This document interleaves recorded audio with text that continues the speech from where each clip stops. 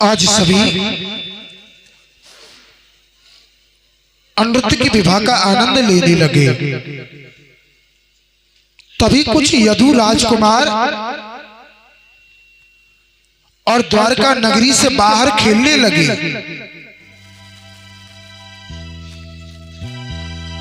और जब यदु राजकुमार द्वारका नगरी से बाहर खेलने लगे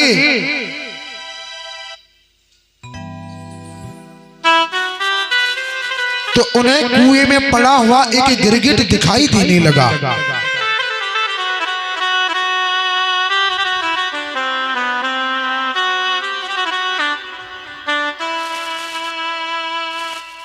और उन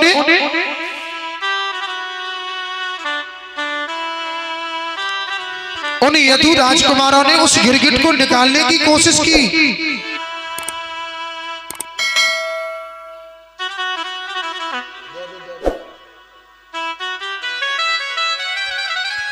श्री सुखदेव जी कहने लगे, हे राजा,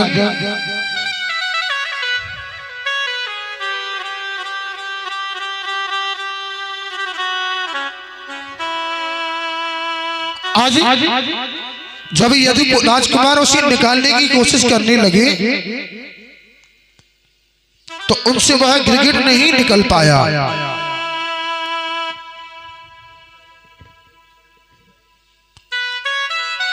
तो जब ये बात भगवान श्री श्याम सुंदर को बताई तो भगवान श्याम सुंदर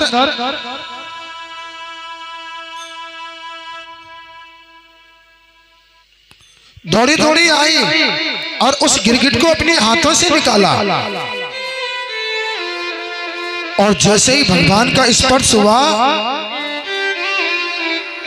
वह एक दिव्य स्वरूप में आ गया और भगवान श्याम सुंदर की वंदना करने लगा।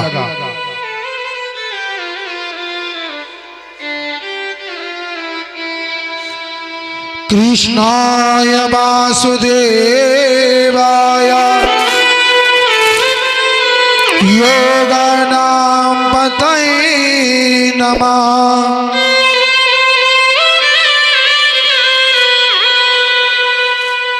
आज प्रभु की वंदना करने लगा। हे कृष्ण, हे वासुदेव, हे योगियों के नाथ, आपने मुझे इस भवसागर से पार किया। आपकी जय हो, आपकी जय हो, आपकी जय हो।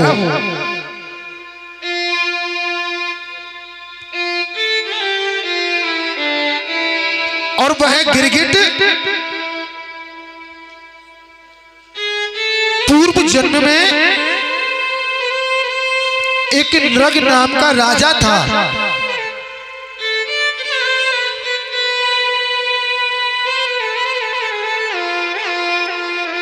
और वह राजा नित्य प्रतिदिन ब्राह्मणों को हजारों गाय दान में देता था। एक दिन उस राजा ने एक ब्राह्मण को गाय दान में दी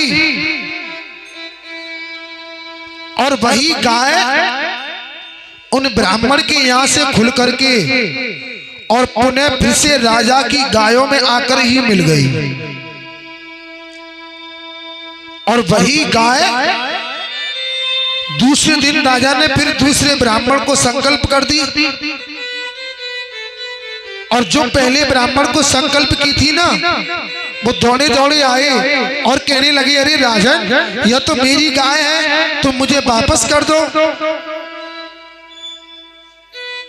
और देखो ये रात्रि में आकर तुम्हारी गायों में मिल गई है।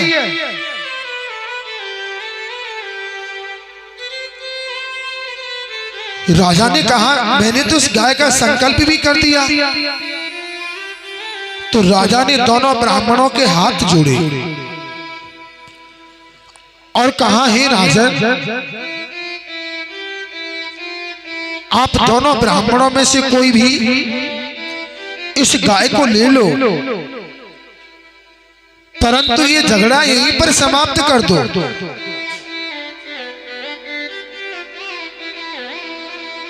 लेकिन उन दोनों ब्राह्मणों में से कोई भी मांगने के लिए तैयार नहीं हुआ।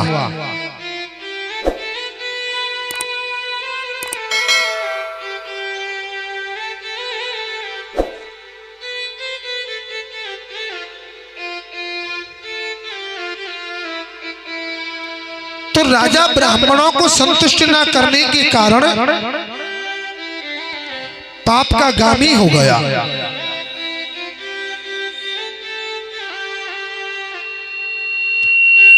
श्री सुखदेव जी कहने लगे, हे राजन,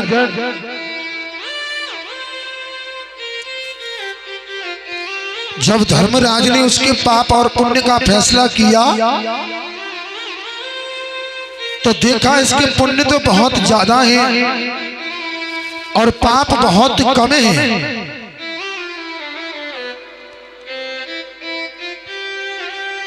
तो धर्मराज ने पूछा, अरे राजन, आप पहले पाप का फल भोगना चाहते हो या पुण्य का?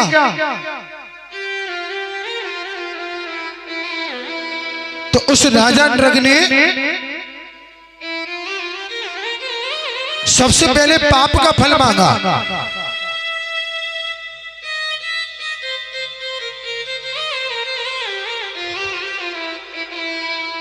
देखिए, ब्राह्मण को हमेशा निस्वार्थ और शीलवान होना चाहिए, और जो ब्राह्मण लोभी होता है वो पाप का गामी होता है। परंतु कर्मकांडी ब्राह्मण को घर गृहस्थ चलाने के लिए भी चाहिए, ये नहीं कि वो भाई आगे उसे भी तो अपना पालन करना है। साईं इतना दीजिए जामे कुटुंब समाए, और मैं भी भूखा ना रहूं और साधु ना भूखा, तो इतना तो होना चाहिए। श्री सुखदेव जी कहने लगे,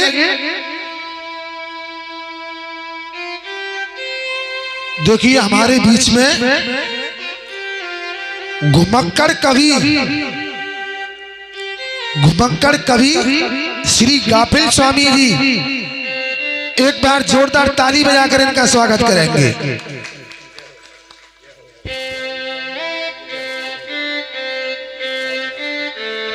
बहुत बहुत धन्यवाद। और मैं निवेदन करूंगा स्वामी जी से, दो शब्द अपनी वाणी से जरूर कहेंगे।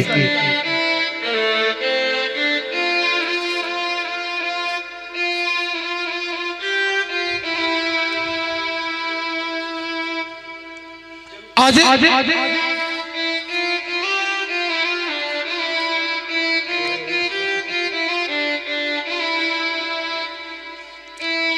श्री सुखदेव जी कहने लगे, हे राजन,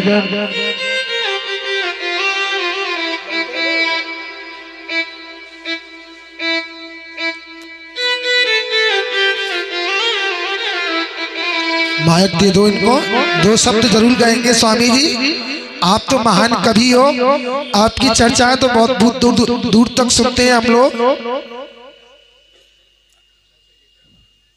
अरे ने कहा आएंगे स्वामी जी, आपका स्वागत है। जय हो। ये बहुत सौभाग्य की बात है। मैं समस्त मातृशक्ति के चरणों में नमन करता हूँ, और जीवन में सृष्टि में जो भी कुछ दे रहे हैं वो सिर्फ माता और बहनों और बेटियों की वजह से है। मैं चार पंक्तियां मातृशक्ति को समर्पित कर रहा हूँ। स्वागत है स्वामी जी। कि नहीं तेरी ये काया है, नहीं तेरी ये दौलत है, नहीं ये नाम भी तेरा, नहीं तेरी ये शोहरत है, जिसे तू अपना कहता है नहीं है वो भी कुछ तेरा, अगर तू है या तुझ पे कुछ वो सब माँ की बदौलत है। तो मैं समस्त मातृशक्ति के चरणों में कोटि कोटि नमन बंदन प्रणाम करता हूँ। बहुत बहुत धन्यवाद स्वामी जी, आपने अपना अनमोल समय निकाल करके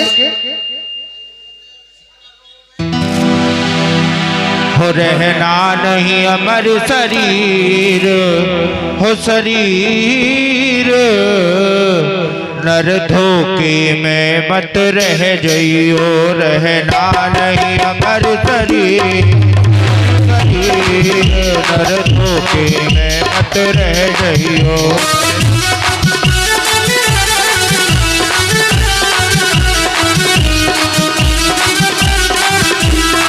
धोखे में मत रह जइयो, नर धोखे में मत रह जइयो, नर धोखे में मत रह जइयो, नर धोखे में मत रह जइयो। रहना नहीं अमर शरीर, हो शरीर नर धोखे में मत रह जइयो, रहना नहीं अमर शरीर, शरीर नर धोखे में मत रह जइयो।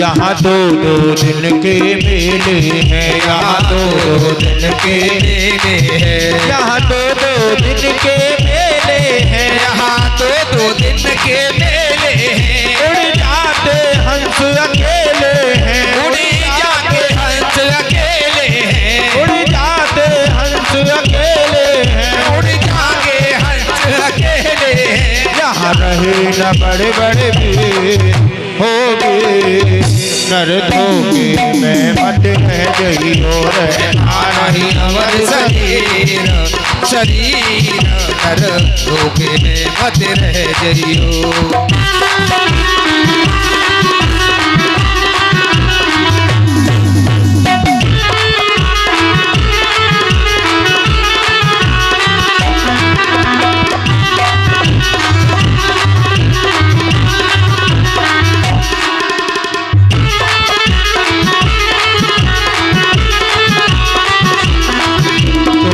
तेरे महल अटारी है, झूठे तेरे महल अटारी में, झूठे तेरे महल अटारी है, झूठे के महल अटारी है। छोटी पतिव्रता नारी है, छोटी पतिव्रता नारी है। और जब समय आएगा ना तब क्या होगा, तब कोई न बंधावे दी हो दी, नर धोखे में मत रह जइयो, रहना नहीं अमर शरीर, शरीर नर धोखे में मत रह जइयो, धोखे में मत रह जइयो, धोखे में मत रह जइयो। और जब काल अगारी आवेगा, जब काल अगारी आवेगा, जब काल अगारी आवेगा, जब काल अगारी आवेगा। सिर धुर कर पछताएगा, सिर धुर कर पछताएगा, सिर धुन कर पछताएगा, धुन कर पछताएगा। और क्या होगा, राम की जगह तो निकलेगी आम, गले घुरघुराएती, गट फंस जाएगा, और पानी पिलाएंगे ना तो गौ ना जाएगा फिर सट के। तो कोई न पिलावे नीर, हो नीर नर धोखे में मत रह जइयो, रहना नहीं अमर शरीर, हो शरीर नर धोखे में मत रह जइयो, रहना नहीं अमर शरीर, हो शरीर नर धोखे में मत रह जइयो। बोलिए बाकी वे हरिलाल की जय हो। एक बार प्रेम से बोलेंगे राधे राधे राधे। श्री सुखदेव जी कहने लगे, हे राजन,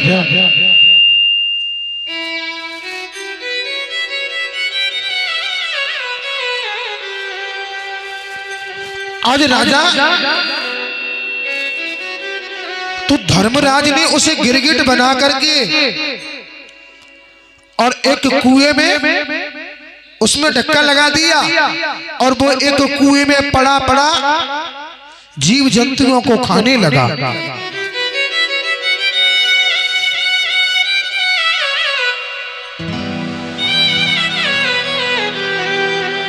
तो राजा भगवान श्याम सुंदर को बताने लगा, मैं ब्राह्मणों को संतुष्ट करने के ना कारण मुझे गिरगिट बनना पड़ा प्रभु। तो भगवान कहने लगे, तूने ब्राह्मणों को ऐसी गायों का ही दान किया होगा। देखिए ऐसे ऐसे भी दानी होते हैं जो वस्तु अपने काम की नहीं है, ये सोचेंगे चलो पंडित जी को दान कर देते हैं।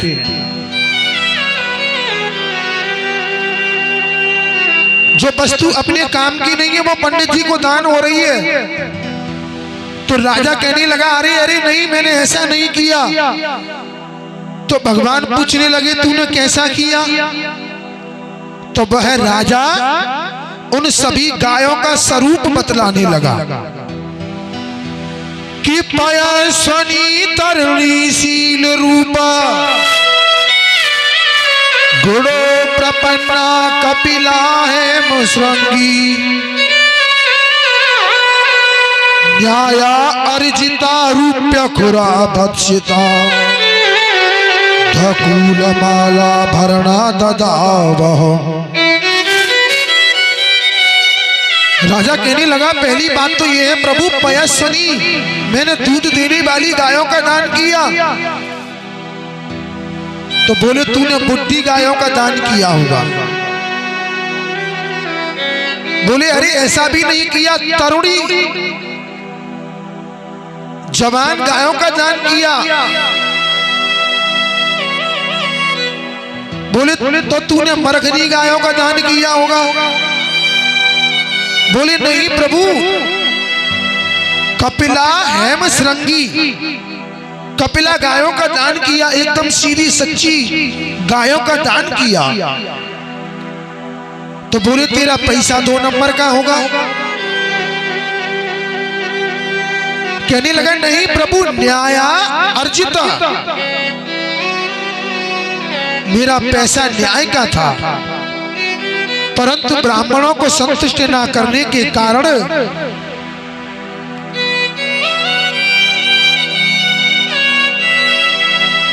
और मुझे गिरगिट बनना पड़ा।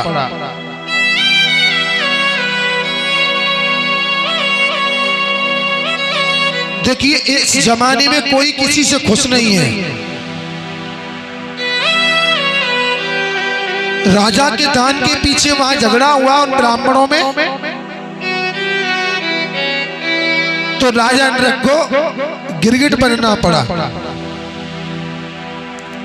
क्योंकि पड़ोसी पड़ोसी से ही खुश नहीं है। एक बार एक बहुत निर्धन व्यक्ति थे और वो भगवान की पूजा सेवा में बहुत अपना मन लगाते थे। और जब एक दिन वह जंगल में निकले तो भगवान भोलेनाथ मिल गए। तो भगवान भोलेनाथ ने भक्त के हालचाल लिए और भोलेनाथ ने एक शंख अपने भक्त को प्रदान किया और कहा, अरे भक्त, तू जितना इस शंख से मांगेगा ना उतना ही तुझे तत्काल मिल जाएगा, परंतु एक बात का ध्यान रखना, जितना तुझे मिलेगा ना उससे दूना तेरा पड़ोसी को मिल जाएगा। अब तो वह व्यक्ति बेचारे बहुत असमंजस में पड़ गए। घर आई अपनी पत्नी को बताया कि भगवान भोलेनाथ ने ये वरदान दिया है, हम जो मांगेंगे हमें तत्काल मिलेगा, परंतु हमें जो मिलेगा सो ठीक है, परंतु हमारे पड़ोसी को हमसे दूना मिल जाएगा। एक दिन वह निकल गए। उनकी पत्नी ने सोचा, मेरे पति ऐसे ऐसे बोल रहे थे, चलो देखूं तो सही। अब तो उसने विधिवत चौंका दिया, गाय के गोबर से और विधिवत उस शंख की पूजा की और कहने लगी, हे शंख देवता, मेरा एक मकान बन जाए।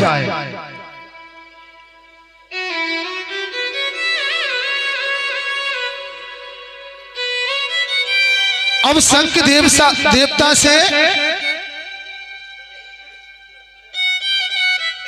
एक मकान मांगा, परंतु उनके पड़ोसी के 2 मकान बन गए। अब तो वो बेचारी बड़ी घबराने लगी और सोचने लगी, हाय जिका भयो, आज मेरे पति देव मोह ना छोड़ेंगे। अब तो पति देव जब घर पे आए तो पति देव ने एक सुंदर सा मकान देखा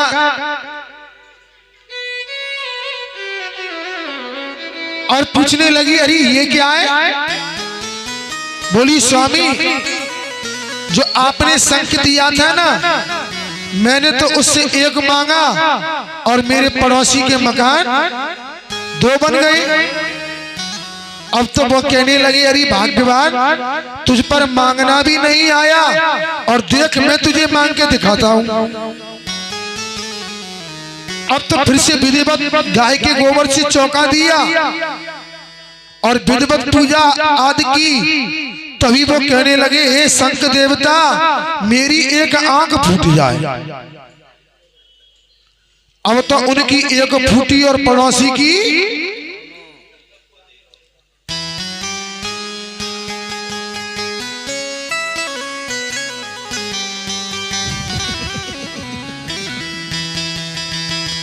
तो इस संसार में कोई किसी से खुश नहीं है। हमेशा खुश रहना चाहिए, स्वयं खुश रहना चाहिए और दूसरे को भी आनंदमय रखना चाहिए। एक बार प्रेम से बोलेंगे राधे राधे, और वह गिरगिट और भगवान की वंदना करते करते अंत में उनके धाम को चला गया।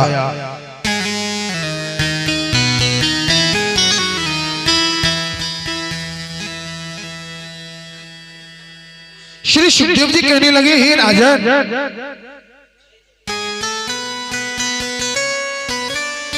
अब मैं तुम्हें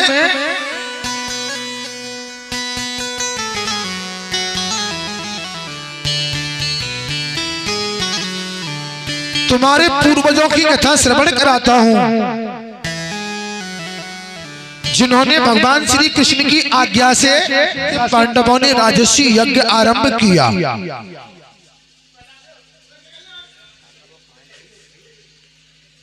क्योंकि युधिष्ठिर महाराज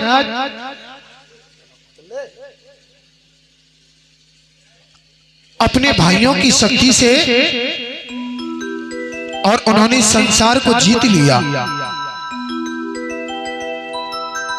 परंतु अभी एक ऐसा राजा रह गया था जिसने पराजय स्वीकार नहीं की।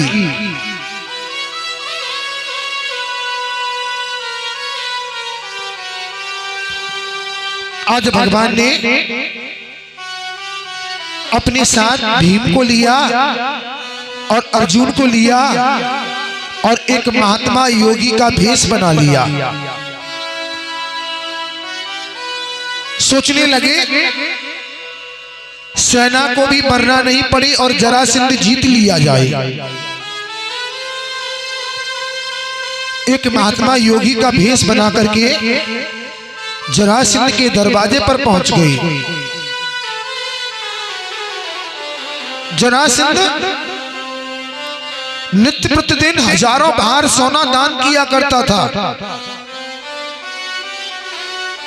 तभी भगवान ने आवाज लगाई, भिक्षाम देहि।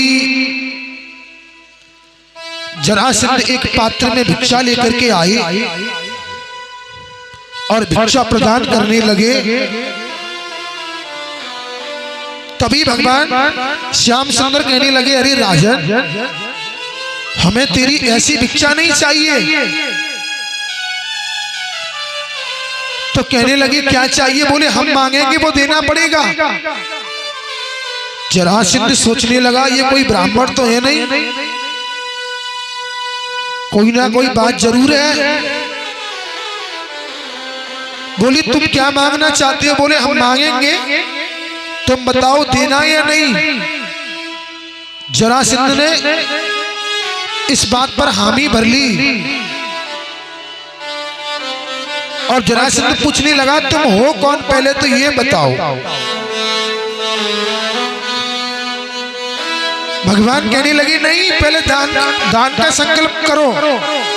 जरासंध ने संकल्प किया तो भगवान कहने लगे सुनो, तुमको देना क्या है? कि युद्धिनो देहि राजेंद्र युद्ध सा यदि मन्नते युद्ध प्रियो वयं प्राप्तं राजन्य नाम कक्षिणा। हे राजन,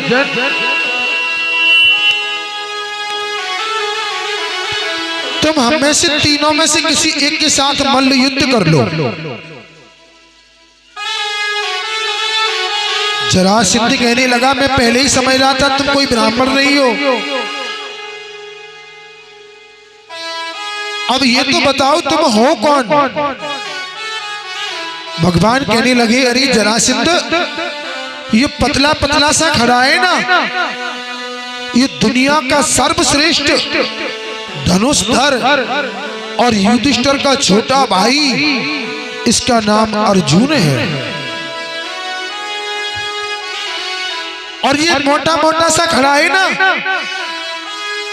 ये भी दुनिया का सर्वश्रेष्ठ गदाधर, और ये भी युधिष्ठिर का छोटा भाई, ये भी महाबली भीम है। और मुझे तो तू स्वयं पहचान ले राजा, तेरा मेरा तो 18 बार युद्ध भी हो चुका।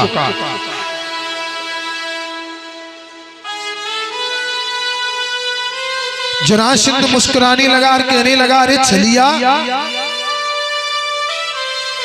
तू यहां पर भी मुझे चलने के लिए आ गया?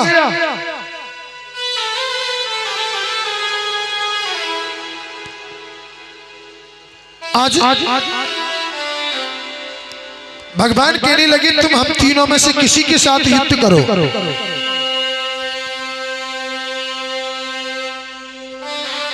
तभी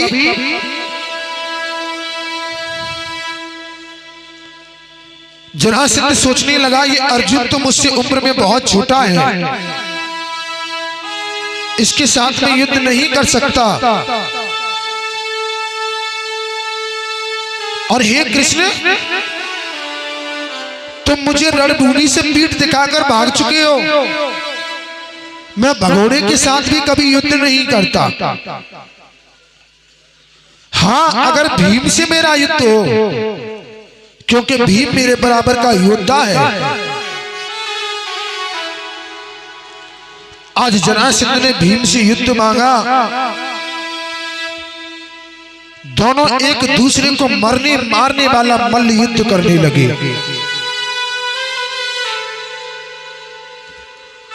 और जब युद्ध को चलते चलते 26 दिन हो गए तो भीमसेन को थकान होने लगी और आकर के भगवान के चरणों में गिर पड़े। बोले केशव,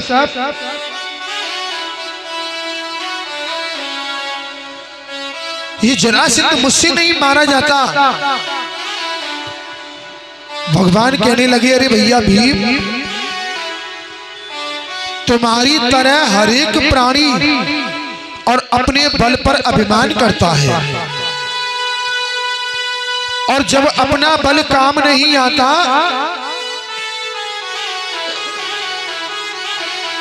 तो अंत में मुझे याद करता है। आज तुमने मुझे याद किया, परंतु एक बात ध्यान करना, जब आप मल्ल युद्ध करें ना, जैसा मैं इशारा करूं तो तुम भी कुछ ऐसा ही करना। अब तो पुनः युद्ध आरंभ हुआ।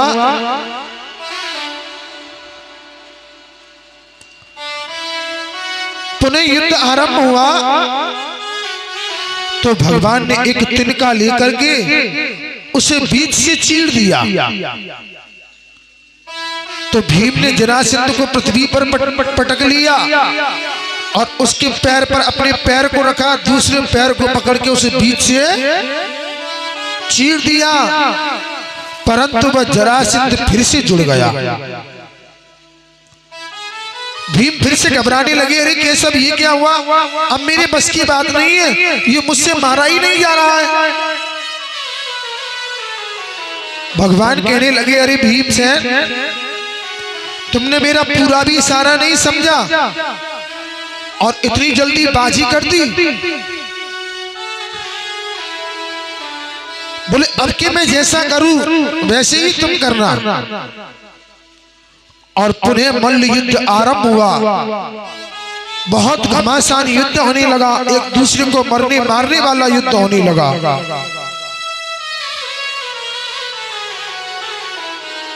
और जब भगवान ने एक तिनका लिया और उसे भी बीच से चीर डाला और इधर के हिस्से को इधर फेंका और इधर के हिस्से को एक दोनों के विपरीत फेंका, तो भीम ने भी जरासंध को बीच से चीर डाला और दोनों हिस्सों को एक दूसरे के विपरीत फेंक दिया, जिससे जरासंध के प्राण निकल गए। देखिए ये जरासंध बड़ा बलवान था। एक बार भीम, जरासंध, दुर्योधन और कीचक ने भगवान भोलेनाथ की तपस्या की।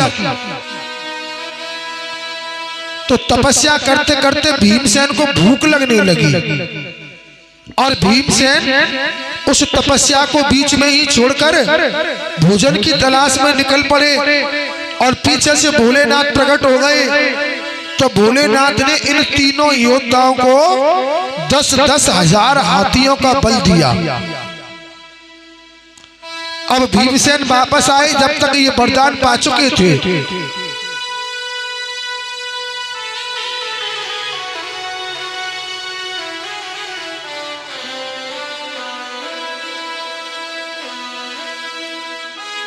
तभी भीमसेन ने माता पार्वती की तपस्या करना प्रारंभ कर दिया और जब माता पार्वती की तपस्या करना प्रारंभ किया तो माता पार्वती बहुत जल्दी प्रसन्न हो गई और उन्होंने भीमसेन को बिगर मांगे ही वरदान दे डाला। पहला वरदान तो भगवान शंकर का 10,000 हाथियों का बल दिया और दूसरा वरदान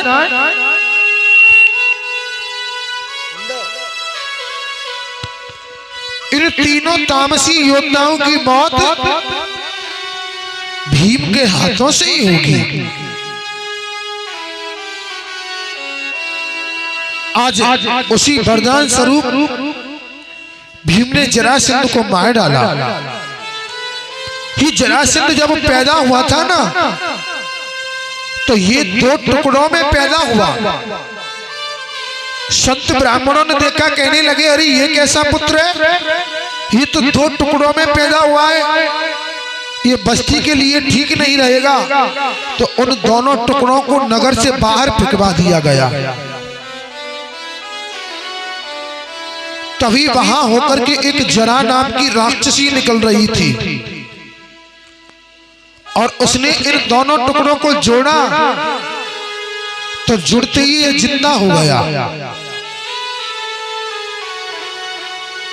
तो जरा के द्वारा संधि करने के कारण इसका नाम जरासंध पड़ा।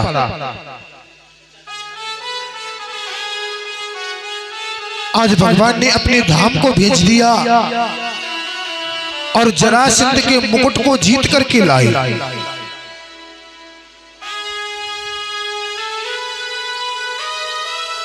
पुनः राजसी यज्ञ आरंभ हुआ।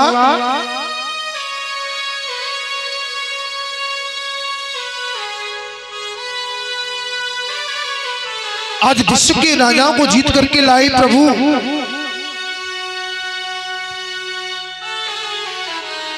और जब राजसी यज्ञ प्रारंभ हुआ तो उस यज्ञ में एक बात आई कि सर्वप्रथम अग्र पूजा किसकी की जाए और किसको इस यज्ञ का अध्यक्ष बनाया जाए।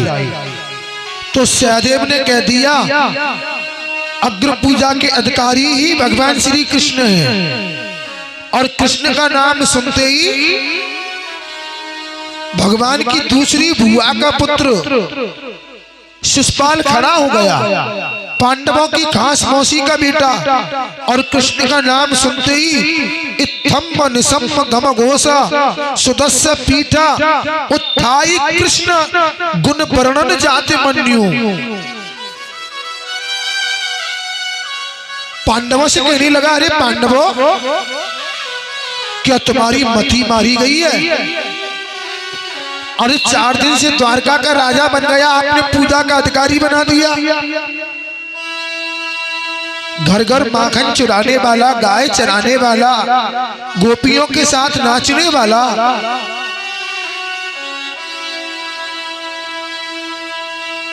अर्जुन ने अपनी गांडीव को उठा लिया और शिशुपाल को मारने के लिए दौड़े।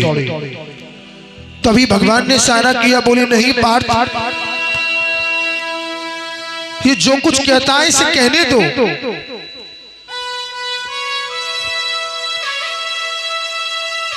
और उसने भगवान को 99 गाली दे डाली। और जैसे ही 100वीं गाली दी तो भगवान ने कहा, बस शिशुपाल अब चुप हो जा, तू अब आगे कुछ मत बोलना। परंतु वो कहां मानने वाला था, क्योंकि देवी रुक्मिणी का विवाह शिशुपाल के साथ हो रहा था। परंतु ये बीच में कृष्ण आ गया और बेचारा शिशुपाल दूल्हा ही बना रह गया। तो भगवान से और चिढ़ने लगा।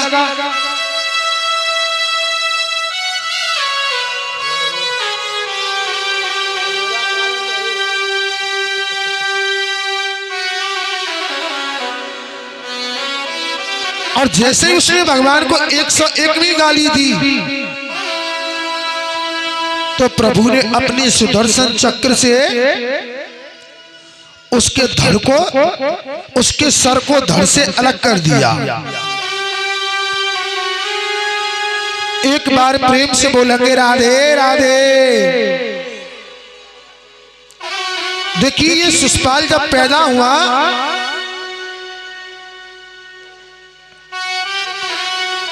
तो ये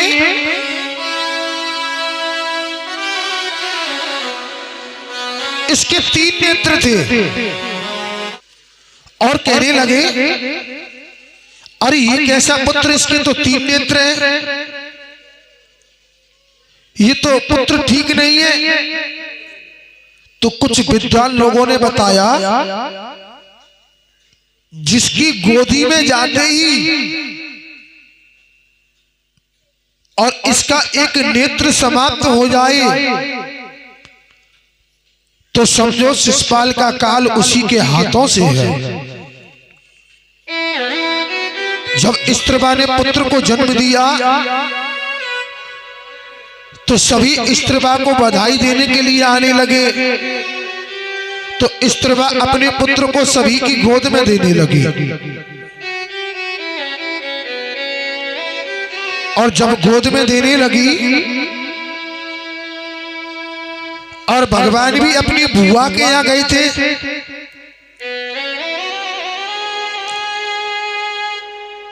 पुत्र होता है तो जाते तो हैं, लेके क्या जाते हैं, लेके कुर्ता टोपी लेके तो बहुत कुछ जाते हैं, परंतु उनका नाम कुर्ता टोपी ही होता है। तो स्त्रीवा ने अपने पुत्र को भगवान श्री कृष्ण की गोदी में दे दिया। और जैसे ही कृष्ण की गोदी में दिया तो उसका एक नेत्र समाप्त हो गया। तभी स्त्रीवा भगवान के हाथ जोड़ने और कहने लगी कि हे कृष्ण, तू मेरे पुत्र को मत मारना, भगवान ने अपनी बुआ को वचन दिया, अरे बुआ मैं तेरे पुत्र को 100 अपराध तक नहीं मारूंगा।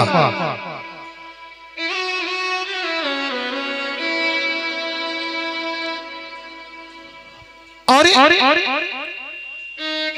100 अपराध के बाद इसे छोड़ूंगा भी नहीं। आज भगवान ने उसके 100 अपराध क्षमा किए और जैसे ही 101वीं गाली दी तो भगवान ने उसके सर को धड़ से अलग कर दिया।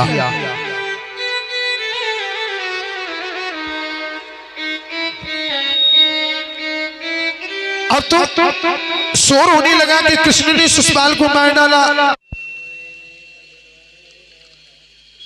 आज भगवान ने सभी को शांत किया और भगवान ने सभी को अलग अलग कार्य बांट दिए। भीमसेन को रसोई बनाने का कार्य दिया, नकुल सहदेव को वस्तु संग्रह का कार्य दिया, युधिष्ठिर जी महाराज को स्वागत कार्य दिया। भीमो महानिषाध्यक्षो धनाध्यक्षो दुर्योधना सहदे वस्तु पूजया नकलो द्रव्य साधिनी। भगवान ने सभी को अलग अलग कार्य दिए और अपना कार्य लिया तो क्या लिया? झूठी पत्तल उठाने का कार्य प्रभु ने लिया। अब तो राजा महाराजा आने लगे, संत ब्राह्मण गरीब आने लगे, अन्य सौ दूर देश से नगरवासी आने लगे और सभी उस यज्ञ में भोजन पाने लगे। तो भगवान श्री कृष्ण उनकी झूठी पत्तल उठाने लगे और सभी जय जयकार करने लगे। बल्ले बल्ले मेरी बल्ले बल्ले, बल्ले बल्ले मेरी बल्ले बल्ले। जब से सामरे ने पकड़ा मेरा हाथ, हो गई मेरी बल्ले बल्ले। जब से सामरे ने पकड़ा मेरा हाथ, हो गई मेरी बल्ले बल्ले। बल्ले बल्ले मेरी बल्ले बल्ले, ओए बल्ले बल्ले हो मेरी बल्ले बल्ले। बल्ले बल्ले मेरी बल्ले बल्ले, बल्ले बल्ले हो मेरी बल्ले बल्ले। जब से सामरे ने पकड़ा मेरा हाथ, हो गई मेरी बल्ले बल्ले। जब से सामरे ने पकड़ा मेरा हाथ, हो गई मेरी बल्ले बल्ले। वो तो रहता मेरे हर पल साथ, वो तो रहता मेरे हर पल साथ, हो गई मेरी बल्ले बल्ले जी बल्ले बल्ले। जब से सामरे ने पकड़ा मेरा हाथ, हो गई मेरी बल्ले बल्ले। जब से सामरे ने पकड़ा मेरा हाथ, हो गई मेरी बल्ले बल्ले।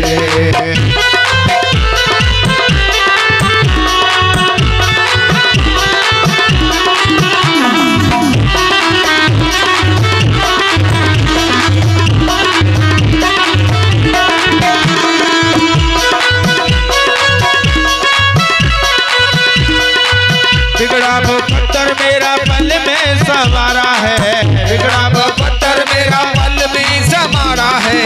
बिगड़ा वो पत्थर मेरा पल में संवारा है, बिगड़ा वो पत्थर मेरा पल में संवारा है। डूबी हुई कश्तियों को दे दिया किनारा है, डूबी हुई कश्तियों को दे दिया किनारा है। डूबी हुई कश्तियों को दे दिया किनारा है, डूबी हुई कश्तियों को दे दिया किनारा है। वो मेरे हो गए, वो मेरे हो गए निराले हाथ, हो गई मेरी बल्ले बल्ले। वो जब से सामरे ने पकड़ा मेरा हाथ, हो गई मेरी बल्ले बल्ले। वो जब से सामरे ने पकड़ा मेरा हाथ, हो गई मेरी बल्ले बल्ले। वो जब से सामरे ने पकड़ा मेरा हाथ, हो गई मेरी बल्ले बल्ले।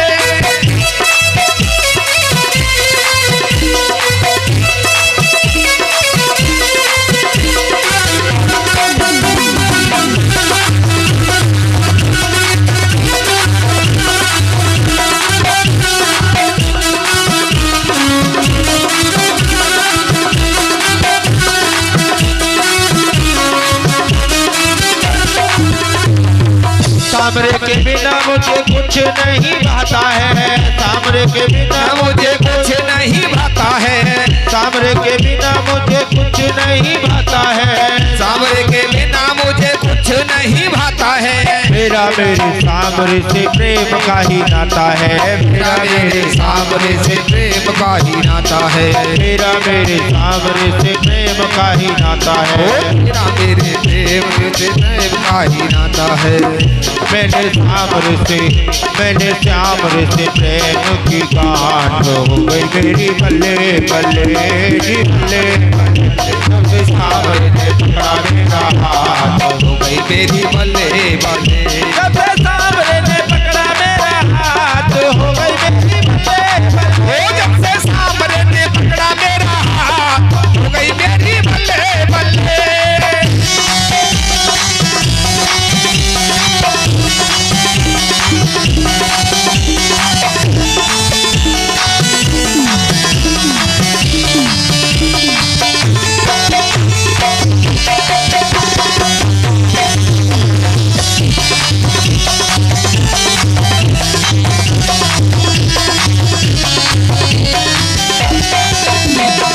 सामरे के जैसा और कोई नहीं देखा है, सामरे के जैसा मैंने कोई नहीं देखा है, सामरे के जैसा और कोई नहीं देखा है, सामरे के जैसा मैंने और नहीं देखा है। बिगड़ी हुई किस्मतों की बदले ये लिखा है, बिगड़ी हुई किस्मतों की बदले ये देखा है। अब समाज में कटे दिन रात हो गई मेरी बल्ले, जब से सामरे का पकड़ा मेरा हाथ हो गई मेरी बल्ले बल्ले, बल्ले बल्ले मेरी बल्ले बल्ले, बल्ले बल्ले हो मेरी बल्ले बल्ले। जब से सामरे ने पकड़ा मेरी बल्ले बल्ले, जब से सामरे ने पकड़ा मेरा हाथ हो गई मेरी बल्ले बल्ले, मेरी बल्ले बल्ले मेरी बल्ले बल्ले, हो मेरी बल्ले बल्ले मेरी बल्ले बल्ले। बोलिए बाकी बिहारी लाल की जय जय श्री राधे। एक बार प्रेम से बोलेंगे राधे राधे। राधे राधे। श्री सुखदेव जी कहने लगे, हे राजा,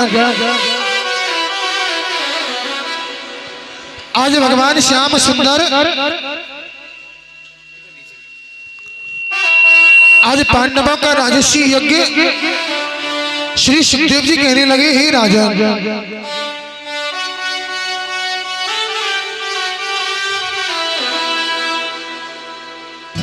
आज भगवान ने पांडवों का राजसी यज्ञ कराया।